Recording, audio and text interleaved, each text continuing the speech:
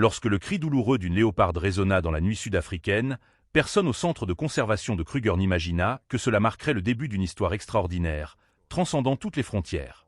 Le nouveau-né léopard, rejeté par sa mère quelques minutes après sa naissance, trouva de l'espoir entre les mains d'un jeune homme qui n'avait jamais anticipé un tel destin point dans les bras de Noé Parquier.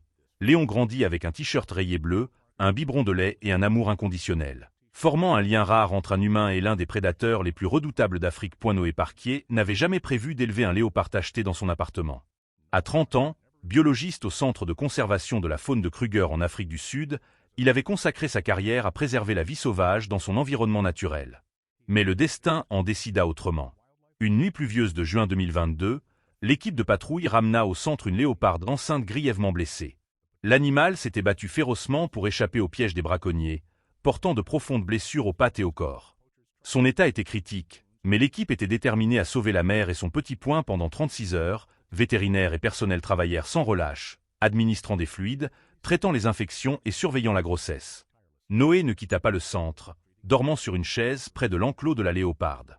2 jours plus tard, elle donna naissance à un unique mâle. Mais au lieu de la joie, l'équipe fut confrontée à un nouveau défi. La mère refusa de s'occuper de son petit. À chaque tentative de placer le nouveau-né près d'elle, elle grognait, attaquait et le repoussait. Le traumatisme et le stress avaient annihilé ses instincts maternels. L'équipe vétérinaire tenta diverses méthodes, faisant même appel à un spécialiste du comportement animal, en vain. Après 48 heures sans nourriture, la santé du petit déclinait rapidement. Noé ne pouvait rester les bras croisés. Dans une décision risquée, il ramena le léopard nouveau-né chez lui, avec l'accord de la directrice du centre, Dr. Éléonore Mathieu. « Nous avons tout essayé », expliqua Dr. Mathieu. Quand Noé a proposé de l'élever chez lui, j'étais réticente, mais parfois, il faut parier sur l'amour et le dévouement. Dans son petit appartement, Noé créa un nid douillet avec des serviettes dans une boîte chauffée et commença à nourrir le léopard avec un biberon de formule spéciale toutes les 2 heures.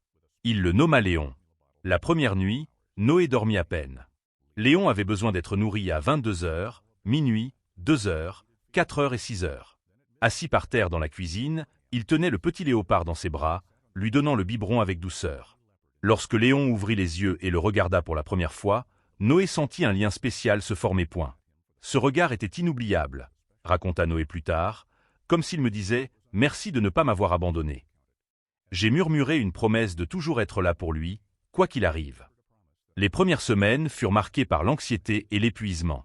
Noé portait une petite alarme, toujours prêt pour le prochain biberon de Léon. Ses amis s'inquiétaient pour sa santé, voyant les cernes s'accentuer sous ses yeux. Mais chaque fois que Léon ouvrait les yeux et émettait un doux son en reconnaissant son soigneur, la fatigue s'évanouissait. Léon se développait plus lentement que les petits élevés par leur mère, mais sous les soins constants de Noé, il commença à gagner en force. Ses yeux s'illuminèrent, son pelage jaune tacheté de noir devint lisse, et il explora l'appartement avec une curiosité enfantine. Le jour où Léon tenta de marcher pour la première fois fut un moment mémorable. Avec des pattes tremblantes, il essaya de garder l'équilibre, tomba, puis réessaya. Noé enregistra une vidéo pour l'envoyer à ses collègues du centre, qui furent émerveillés par la persévérance de ce petit être. Léon n'apprend pas seulement à marcher, remarqua Dr. Mathieu en regardant la vidéo. Il apprend à survivre. Et c'est extraordinaire. À 1 mois, Noé ramena Léon au centre pour un bilan de santé. Les vétérinaires furent stupéfaits par son développement. Bien que plus petit que les léopards de son âge, Léon était en bonne santé, alerte et particulièrement attaché à Noé, répondant à sa voix même pendant les examens. « Je n'ai jamais vu un tel lien entre un humain et un léopard », commenta un vétérinaire. « Il te considère comme sa mère. » Non, plutôt comme toute sa famille. La vie de Noé changea radicalement. Son appartement n'était plus un lieu pour recevoir des amis. Les rendez-vous étaient annulés, les projets de voyage suspendus. Mais il ne ressentait pas cela comme un sacrifice. Au contraire, il vivait une aventure merveilleuse, une chance unique de comprendre un animal que peu de gens côtoient de près. Chaque jour avec Léon est une leçon, partagea Noé avec ses collègues. Je documente tout, ses habitudes alimentaires, ses cycles de sommeil, ses réactions aux stimuli. Ce n'est plus seulement sauver une vie, c'est une opportunité de recherche précieuse. À 2 mois, Noé commença à emmener Léon plus souvent au centre, espérant l'introduire progressivement à d'autres léopards, peut-être même à sa mère biologique. Mais la réaction de cette dernière restait inchangée. Elle ne reconnaissait pas son petit et montrait de l'agressivité. Parfois, dans la nature, ces choses arrivent, expliqua Dr. Mathieu. Une fois le lien mère-petit brisé, il est difficile à réparer. Mais cela ne signifie pas que Léon ne peut pas avoir une vie épanouie. L'appartement de Noé se transforma rapidement en un mini-zoo. Il construisit des arbres d'escalade artificiels, fabriqua des jouets avec des matériaux sûrs et créa des espaces de repos spéciaux pour Léon. Par chance, le propriétaire ne venait jamais, acceptant les explications vagues de Noé sur son projet de recherche. Une découverte inattendue survint lorsque Léon avait 2 mois.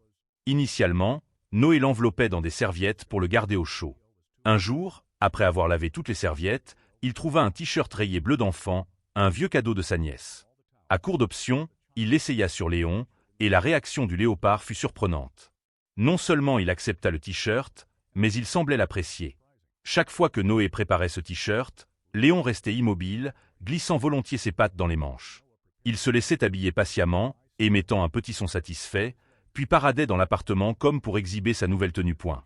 J'ai pris une photo et l'ai envoyée à Docteur Mathieu, raconta Noé. Elle m'a rappelé immédiatement, riant sans s'arrêter. Noé, m'a-t-elle dit, tu viens de créer le premier léopard acheté à la mode. Le t-shirt semblait offrir à Léon la sécurité que sa mère biologique ne lui avait pas donné point lorsqu'il était anxieux ou fatigué. Il cherchait le t-shirt et frottait son nez contre le tissu point le soir. Il refusait de dormir sans le porter. À mesure que Léon grandissait, le t-shirt dut être recousu, mais il devint une part essentielle de sa vie quotidienne. Leur routine s'installa naturellement. Noé se réveillait à 6 heures pour préparer le petit déjeuner de Léon.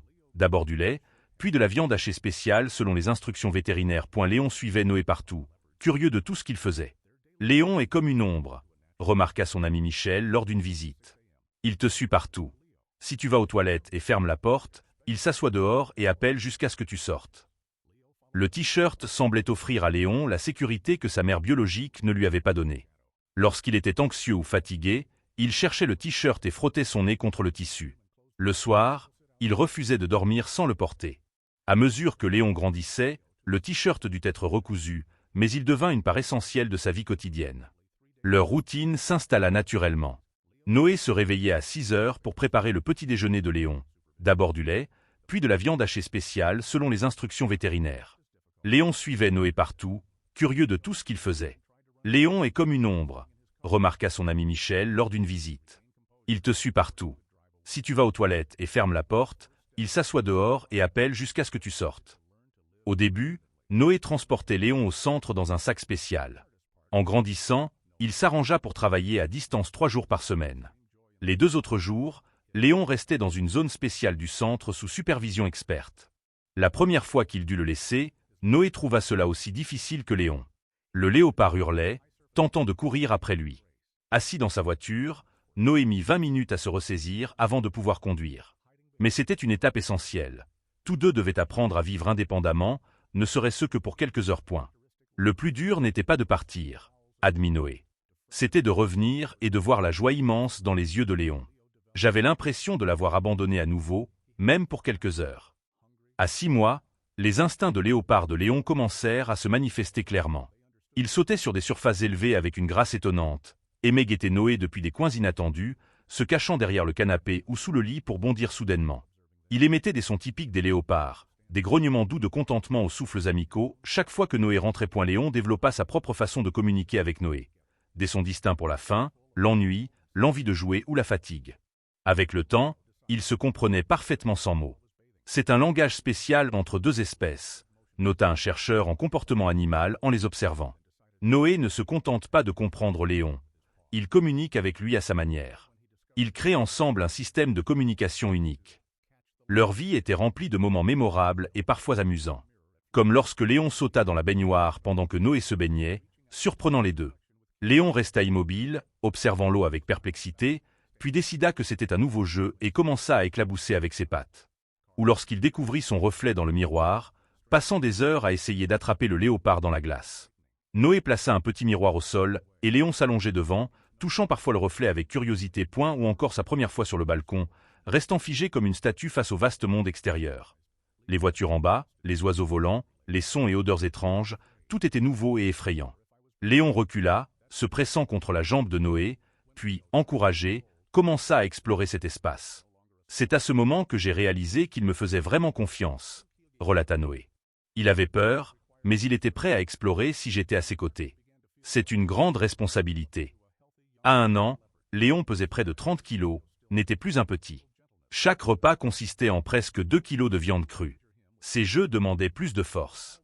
L'appartement devenait étroit pour un léopard en pleine santé. Mais, étonnamment, Léon conservait une douceur particulière près de Noé. Bien qu'il puisse facilement le blesser avec ses griffes ou ses crocs, il savait contrôler sa force pendant le jeu, ne mordant jamais fort. Il apprit même à embrasser Noé, posant ses pattes avant sur ses épaules et frottant sa tête contre son cou, un geste intime entre poings. C'est ce qui rend les léopards différents, expliqua Docteur Mathieu en observant Léon au centre. Ils sont intelligents et ont un contrôle incroyable. Dans la nature, ce sont des chasseurs solitaires, indépendants dès leur plus jeune âge. Peut-être est-ce pourquoi Léon s'est bien adapté à être élevé par Noé. Ses instincts naturels étaient déjà prêts pour une vie indépendante. À 2 ans, Léon était pleinement développé, avec un corps musclé de plus de 65 kilos, un pelage doré tacheté de noir brillant au soleil, des mouvements gracieux et puissants. L'appartement, autrefois tout son monde, était trop petit pour une créature sauvage pleine de vitalité. Pourtant, Léon conservait des habitudes étranges de son enfance. Chaque soir, il exigeait son t-shirt rayé bleu, recousu plusieurs fois. Lors des orages, il courait au placard, prenait le t-shirt dans sa gueule et le ramenait à Noé, comme pour chercher protection dans ce vieux tissu usé. Le soir, il essayait encore de s'asseoir sur les genoux de Noé, comme lorsqu'il était petit, ignorant que son corps massif pouvait désormais écraser son ami humain. Ses souffles joyeux résonnaient toujours quand Noé l'appelait, et ses yeux ambrés brillaient d'un amour inchangé point. « Il n'y a jamais eu de précédent comme celui-ci », murmura Docteur Mathieu lors d'un contrôle de routine. Il vit à la frontière de 2 mondes, ni tout à fait humain, ni vraiment léopard sauvage. Mais c'est peut-être ce qui rend cela si merveilleux.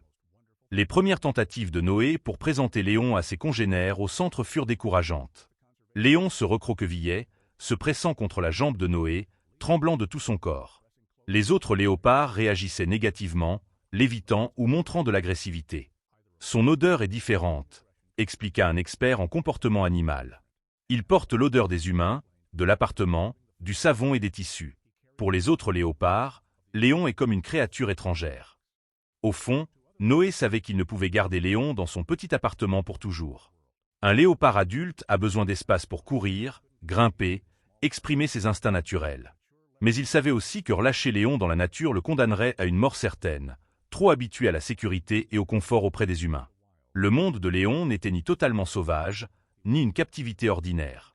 Il avait besoin d'un espace spécial où il pourrait rester lui-même. Un léopard tacheté qui porte un t-shirt rayé bleu point avec détermination et amour, Noé vendit sa voiture, utilisa toutes ses économies et emprunta davantage pour acheter un terrain de 3 acres près du centre de conservation. Le terrain comprenait une forêt naturelle, de gros rochers et un petit ruisseau, un environnement idéal pour un léopard. Pendant 6 mois, Noé et des volontaires du centre construisirent une zone de transition pour Léon. L'espace était soigneusement conçu.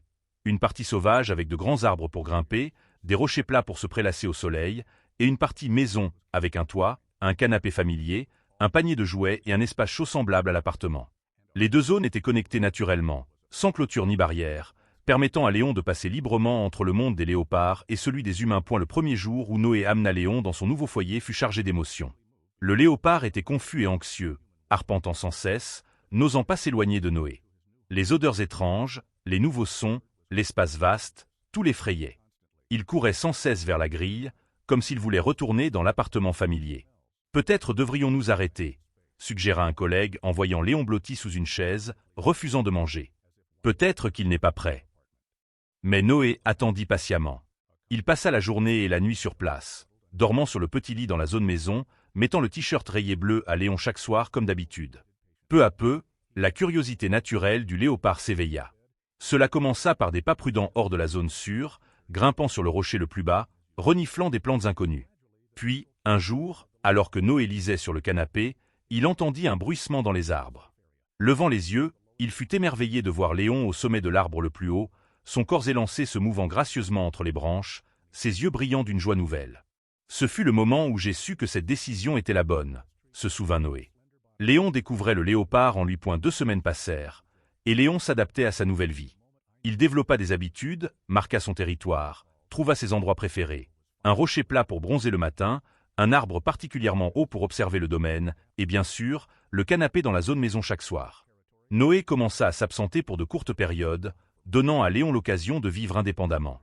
Au début, Léon réagissait fortement, hurlant, arpentant sans cesse, refusant de manger jusqu'au retour de Noé. Mais peu à peu, il apprit à accepter ces moments seuls et commença même à les apprécier. Explorant le terrain à sa manière. Cependant, le retour de Noé restait toujours spécial. De loin, Léon sentait son odeur, entendait le bruit familier du moteur. Il courait vers la grille, oreilles dressées, yeux fixés sur la route. Lorsque Noé apparaissait, Léon se précipitait avec une joie débordante, émettant des sons heureux que seul Noé comprenait. « C'est un sentiment incomparable », sourit Noé. « Savoir qu'où que vous alliez, il y a toujours un ami qui attend votre retour. » Noé s'inquiétait néanmoins pour l'avenir de Léon. Les léopards sont des animaux solitaires, mais ils ont besoin d'interaction avec leurs congénères, notamment pour se reproduire. Après de nombreuses réunions avec les experts du centre, un plan audacieux fut proposé. Présenter une léoparde avec un passé similaire à celui de Léon Lune, une magnifique léoparde de 2 ans, avait été sauvée d'une installation de captivité illégale. Elle avait vécu avec des humains un temps avant d'être amenée au centre. Moins sauvage, elle comprenait néanmoins le langage des léopards. La première rencontre eut lieu dans une atmosphère tendue. L'équipe avait préparé des sédatifs et des mesures de sécurité en cas de conflit. Mais, étonnamment, ni Léon ni Lune ne montrèrent d'agressivité, seulement une curiosité prudente. Lune gardait ses distances, observant Léon depuis un coin sûr. Léon, prudent, se tournait souvent vers Noé pour chercher confirmation. Pendant une semaine, les 2 léopards furent gardés dans des zones adjacentes, séparés par un grillage, permettant de se voir et de se sentir sans contact direct. Peu à peu, ils commencèrent à communiquer avec des sons doux, des souffles amicaux, des appels curieux. Parfois, ils s'allongeaient près du grillage, à quelques centimètres l'un de l'autre, comme pour sentir la chaleur de l'autre point. Après 2 semaines d'observation, les experts décidèrent de retirer le grillage. Ce matin-là, Noé se tenait prêt, tendu, alors que la grille entre les 2 zones s'ouvrait. Léon et Lune hésitaient, aucun ne voulant traverser en premier. Finalement, Léon, peut-être fort de la confiance acquise avec Noé, s'approcha prudemment de Lune. Les 2 léopards se firent face, à quelques mètres, queue légèrement agitée, oreilles dressées, tous leurs sens en alerte. Puis, un moment magique survint. Lune émit un petit souffle, et Léon répondit de même. Ils commencèrent à tourner l'un autour de l'autre, reniflant, observant, apprenant. Aucun signe d'agressivité, seulement une curiosité naturelle. La journée passa sans incident. Léon et Lune maintinrent une distance de sécurité, mais n'étaient plus tendus. La nuit tombée, chacun retourna dans sa zone maison, Léon toujours avec son t-shirt rayé bleu et Noé à ses côtés. Une semaine plus tard, en visitant tôt le matin, Noé assista à une scène qui fit battre son cœur. Léon et Lune jouaient ensemble, se poursuivant dans le terrain, grimpant au même arbre, sautant et continuant la chasse. Leurs mouvements étaient puissants, mais non agressifs. Des souffles joyeux emplissaient l'air matinal. Des larmes coulèrent sur les joues de Noé, mêlant joie et une touche de tristesse.